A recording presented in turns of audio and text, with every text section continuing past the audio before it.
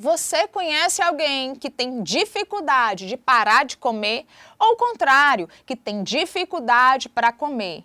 E você, come de forma emocional ou transtornado? Não sabe? Você está querendo me dizer que está no meio de um fogo cruzado e não sabe como sair disso? Então vem comigo porque hoje você vai ficar sabendo tudo sobre saúde mental e os transtornos alimentares.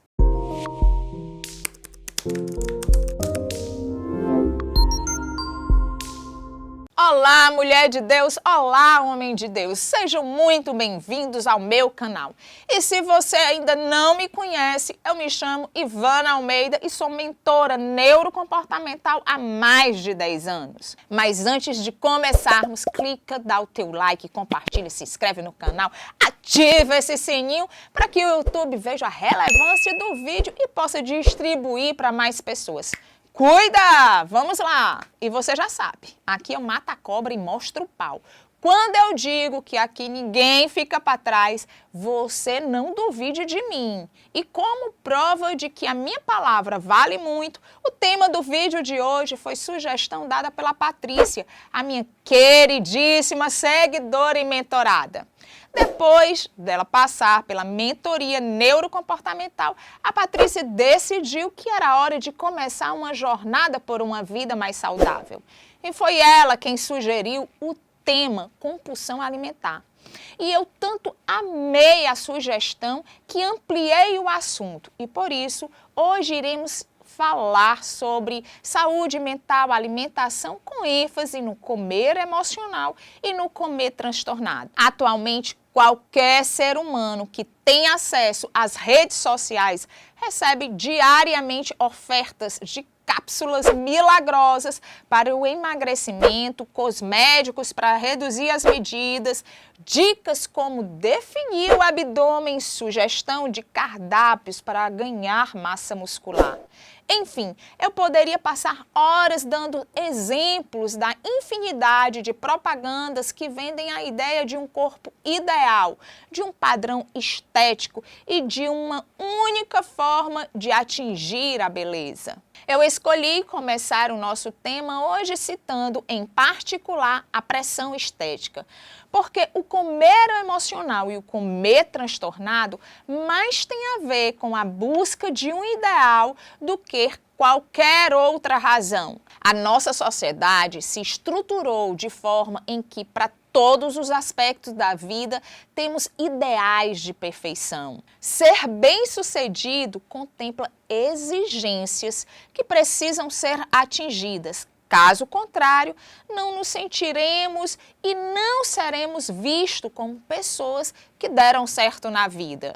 Porém, antes de nos aprofundarmos nesse conteúdo, precisamos voltar ao começo de tudo.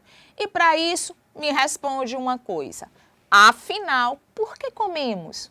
Alguma vez na vida você já se fez essa pergunta? E eu tenho certeza que se não foi a primeira, uma das primeiras coisas que você pensou em me responder foi algo como: comemos para nutrir o nosso corpo. Estou certa? Porém, para um pouco. E agora tenta resgatar na tua mente o que pode estar por trás do ato de comer e me responde. Em quais momentos do seu dia você come?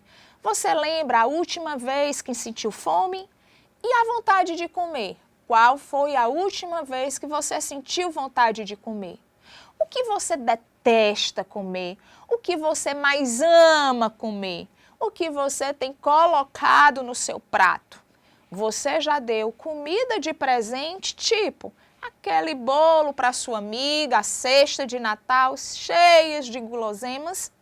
E você já recebeu comida de presente? Agora me responde, a gente realmente só come para nutrir o corpo? Responder isso é um dos maiores equívocos quando pensamos na razão por trás do porquê comemos. O primeiro motivo pelo qual nós comemos é sim para nutrirmos os nossos corpos. No entanto, comer também é um ato cultural e faz parte do modo como nos relacionamos com as outras pessoas. Comida também é um vínculo. Se você é mãe, pai ou já teve a chance de conviver com um bebê recém-nascido, você pode ver na prática a construção do primeiro vínculo que um ser humano estabelece na vida. Independente se a amamentação é feita ao peito ou através da mamadeira. Quando se estabelece um contato com o corpo da mãe, com o bebê, uma cascata de hormônios do bem-estar é liberada em ambos os corpos. A ocitocina é o principal neurotransmissor quando falamos de vínculo de mãe e filho. No corpo da mulher, a ocitocina trabalha fazendo a contração uterina responsável pela expulsão do bebê na hora do parto, assim como ajuda na secreção do leite no período de amamentação. Ela é conhecida como hormônio tímido, porque a sua liberação é condicionada pelo ambiente. Mas como assim? Acontece que na presença da adrenalina, o hormônio responsável por preparar o nosso corpo para luta ou fuga, a ocitocina não é liberada. Ou seja, um ambiente conturbado, cheio de briga, de discussões, a ocitocina é inibida. Você já ouviu expressões de mães dizendo: "O meu leite não desce" ou "não tem um leite"?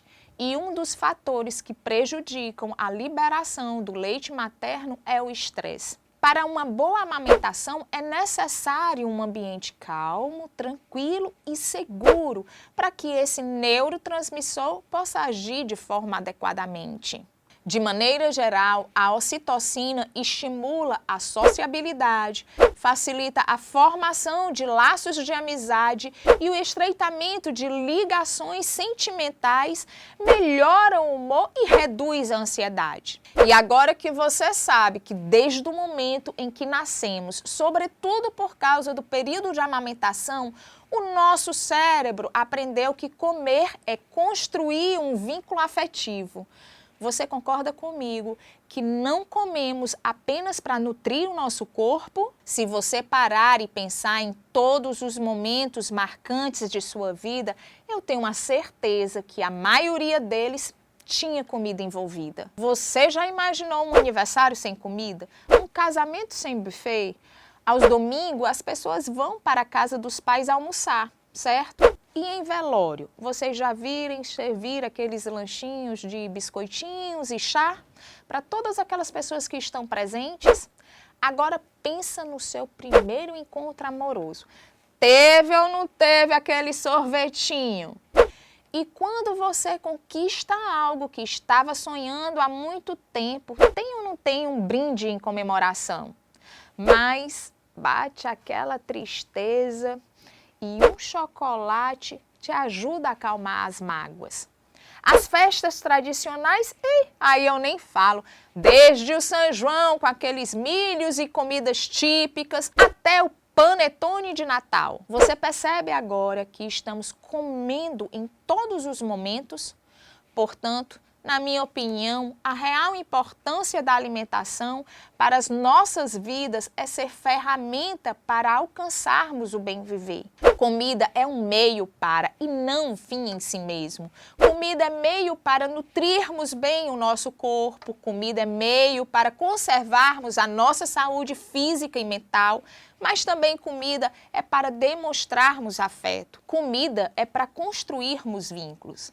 A nossa relação com a comida somente é saudável quando entendemos que a comida tanto não serve somente para matar a fome, como também não serve para taparmos os vazios existenciais, as frustrações e as feridas da alma. Vivemos em uma geração onde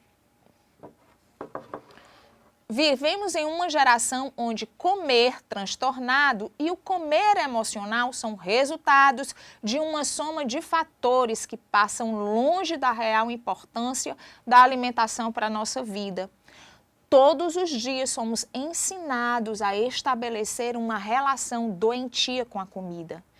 E você lembra que eu te falei no começo do vídeo que a nossa sociedade se organizou de um jeito em que para tudo temos um ideal de perfeição? Pois bem, o primeiro lugar em que a real importância da alimentação se perde é aqui, quando estabelecemos um monte de regras sobre o corpo perfeito. O problema é que, ao mesmo tempo em que somos bombardeados por imagens digitais modificadas de corpos sem marcas, jovens, firmes e milimetricamente proporcionais, as prateleiras do supermercado estão entupidas de produtos alimentícios que, além de serem absurdamente mais baratos, recebem dezenas de milhões de investimentos em propaganda. E qual a consequência desse descompasso? Você me pergunta e eu te respondo agora. A consequência desse descompasso é a população cada vez mais obesa, mentalmente doente, com transtornos alimentares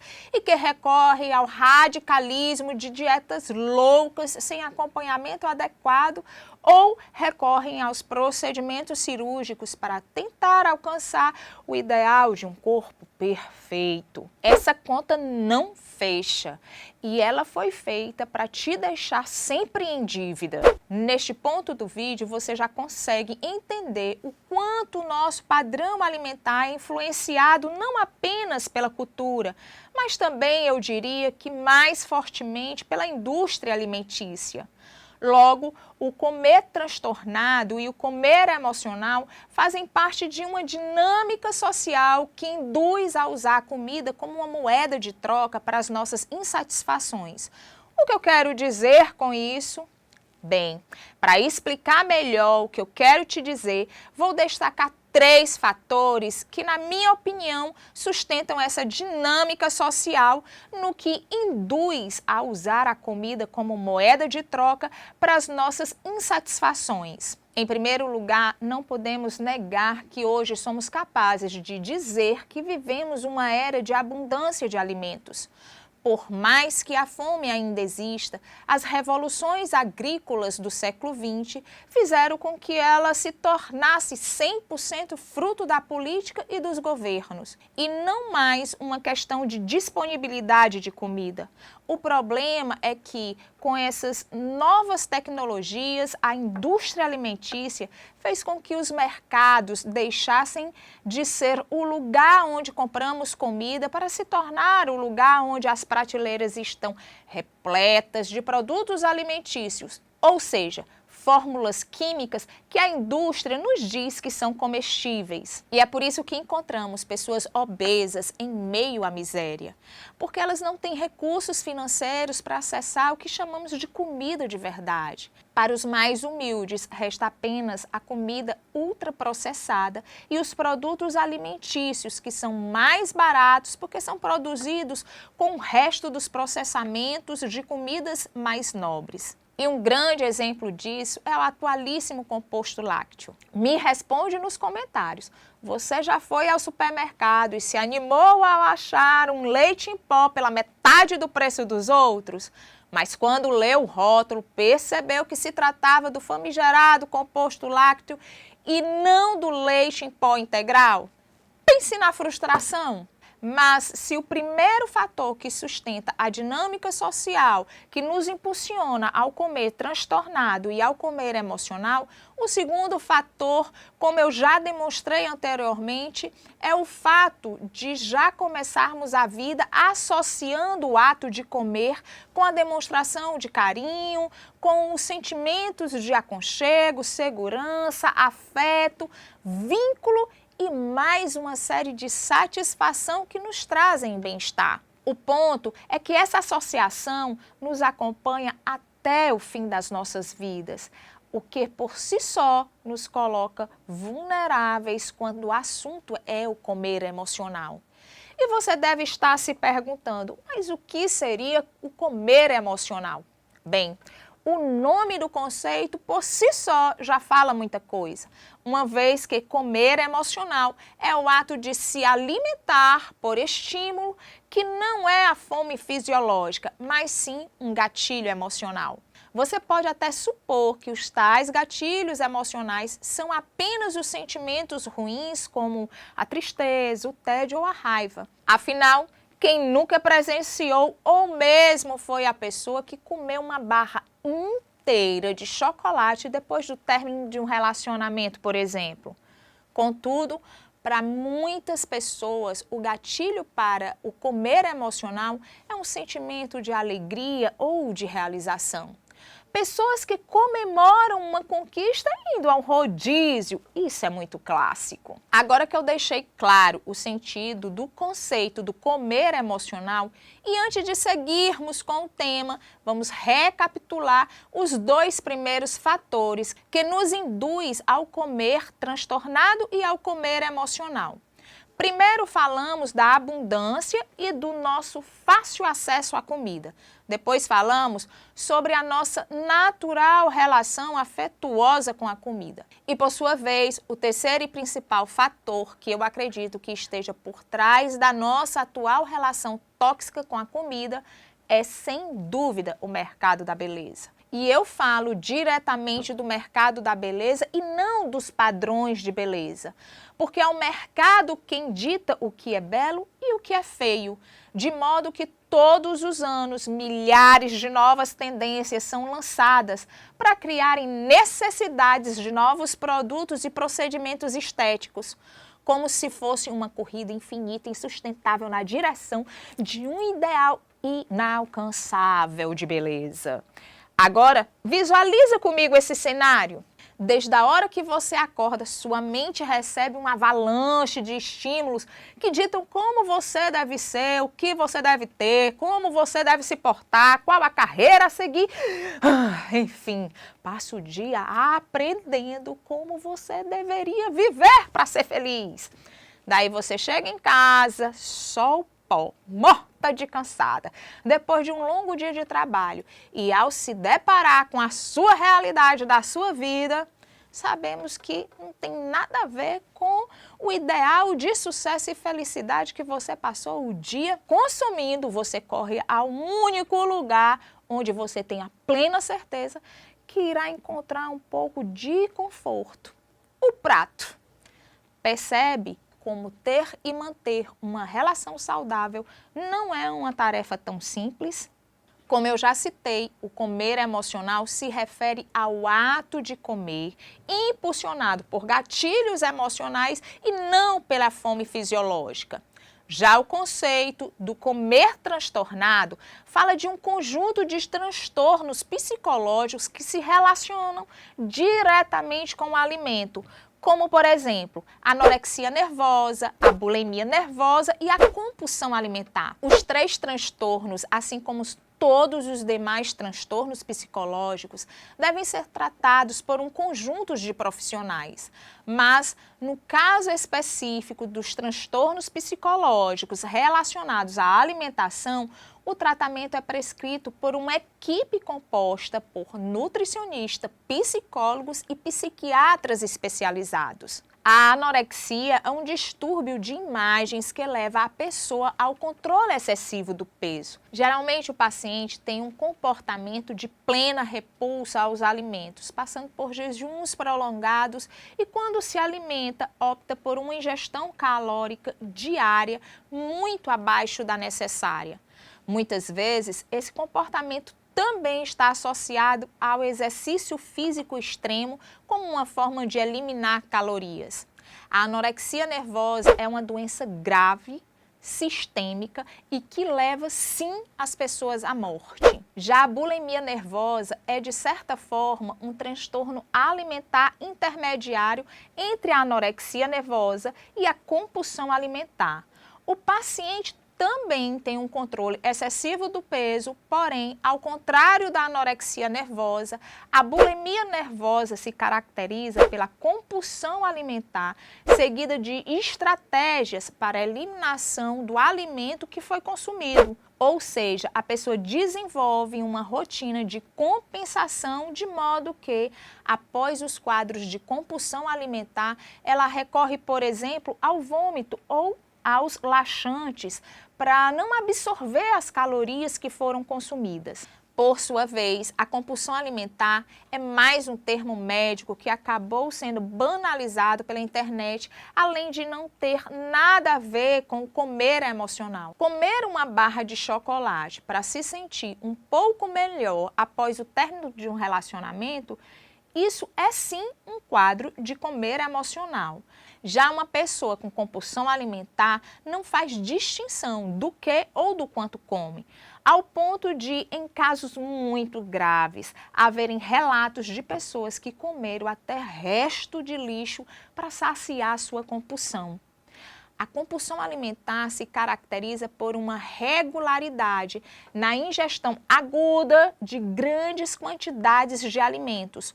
Ou seja, para alguém ser diagnosticado com um transtorno alimentar, os quadros sintomáticos precisam ocorrer com regularidade. Logo, ir por um rodízio e comer muito mais do que normalmente você come não te faz ter uma compulsão alimentar, assim como a gula não é necessariamente uma compulsão alimentar. Acontece que, na maioria das vezes, os transtornos alimentares estão associados a doenças psicológicas, como a depressão e a ansiedade generalizada. De modo que ninguém acorda um belo dia anoréxico ou bulímico. Esses quadros patológicos são frutos de anos de associação do alimento com as emoções, assim como as rotinas familiares e sociais extremamente estressantes e caóticas. Do ponto de vista neurológico, temos duas atuações de dois principais neurotransmissores, a serotonina e a dopamina. A serotonina é responsável pelo planejamento do comer compulsivo. Quando uma pessoa tem, de fato, algum transtorno alimentar, todo o seu dia é sequestrado por pensamentos relacionados à comida. São literalmente horas a fio pensando em comida. E a serotonina é o hormônio responsável pela sensação de satisfação do planejamento. Ao mesmo tempo, quando falamos de transtornos alimentares, também estamos falando de mecanismos cerebrais que geram os vícios. Logo, a dopamina está presente e exerce a principal função, que é um marcador daquilo que gera prazer. Para uma pessoa com anorexia nervosa, o prazer está, por exemplo, em passar o maior número de horas sem comer. Já para a pessoa com compulsão alimentar, por exemplo, o prazer está na própria ingestão de uma grande quantidade de comida. E para deixar tudo mais evidente, a partir de agora eu vou te dar alguns exemplos de como o comer transtornado começa mais cedo do que você pensa.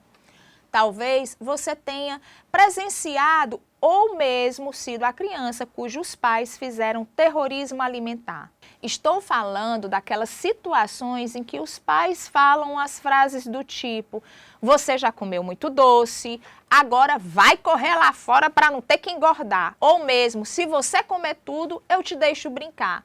Até frases muito mais violentas como: para de comer porque você está horrorosa, sua gorda. Dessa largura ninguém vai te querer. Ou mesmo aquelas que dizem: come mais porque tu tá parecendo um esqueleto. Pode até não parecer, mas todas essas frases são excelentes gatilhos para um comer transtornado. Isso porque todas essas frases estimulam comportamentos que colocam o alimento em uma relação compensadora com a beleza, a liberdade, a diversão, o amor, e essas frases condicionam o ato de comer a conquistas de coisas que precisam de uma série de outros fatores para acontecer, como se fosse simples, como se comer ou não comer fosse a única razão por trás da conquista disso ou daquilo. Mas, como eu te disse antes, não é somente a relação emocional com a comida que desencadeia o comer transtornado. Pois quando eu falei de rotinas familiares e sociais estressantes, quis abrir margem para falar do chamado transtorno do comer noturno, que muito tem a ver com o déficit de saciedade nutricional, mas também não é compulsão alimentar. O transtorno do comer noturno é provocado por uma rotina de privação nutricional. Geralmente acontece quando a pessoa passa o dia inteiro em jejum ou com uma baixa ingestão calórica. Então, é à noite que a bagunça acontece. A pessoa sente uma vontade vontade avassaladora de comer tudo que vê pela frente, como se fosse uma crise de compulsão alimentar. Acontece que, em muitos casos, a pessoa estava lúcida e desperta no momento, mas no dia seguinte não tem lembranças claras do que aconteceu. Sabe aquela expressão cego de raiva? Então, é como se a pessoa ficasse cega de fome. Se você chegou até aqui, talvez esteja se sentindo como se a gente estivesse no mato sem cachorro, à mercê dessa relação adoecida com a comida e vulneráveis diante dos padrões sociais. Mas eu queria te dizer que tudo isso pode ser diferente.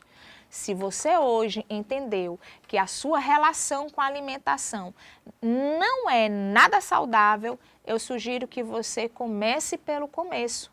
Mas como assim, Ivana? Eu sugiro que você busque ajuda profissional.